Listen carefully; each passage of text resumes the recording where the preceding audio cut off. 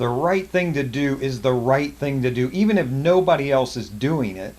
And the wrong thing to do is still the wrong thing to do, even if everybody else is doing it.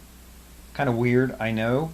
But I'm going to wrap that around to something involving assault rifles. Does that get your attention? Hi, this is Larry Kaye with ShadowAnyone.com and the creator of the Investigator's Ultimate Guide series, which is premium private investigator training from someone who's been there and done that. And doing the right thing, which I ask you every week to do the right thing, even if it's the hard thing. This comes from a problem, and I'm reminded by a Michigan law enforcement officer who put their duty rifle on top of their cruiser, then stuck their head in a cruiser, kind of arranged some things, got in and drove off, forgetting that the rifle was on top of the cruiser, realized a little bit later, oh no, went back, could not find the rifle.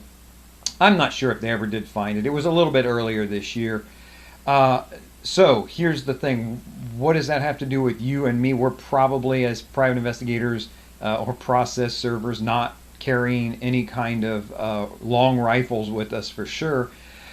The reason that this comes to mind to me is because it reminds me of an investigator story that I've heard actually multiple times, so I think that it's happened to multiple investigators. They're getting ready for surveillance and they set their camera down on top of their surveillance vehicle.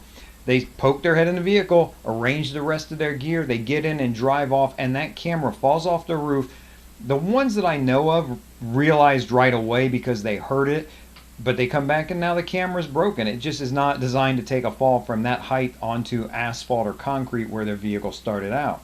Okay, so that sounds a little more like something that we as private investigators run into. The cure to this is super simple, and you can practice it every day as you load your car, or put even just cups of coffee. Don't put them on the roof for them to fall off. When I'm loading up to go out, I initially put my things down on the hood of the car and load them in from there. So if I've got some things, they set on the hood of the car.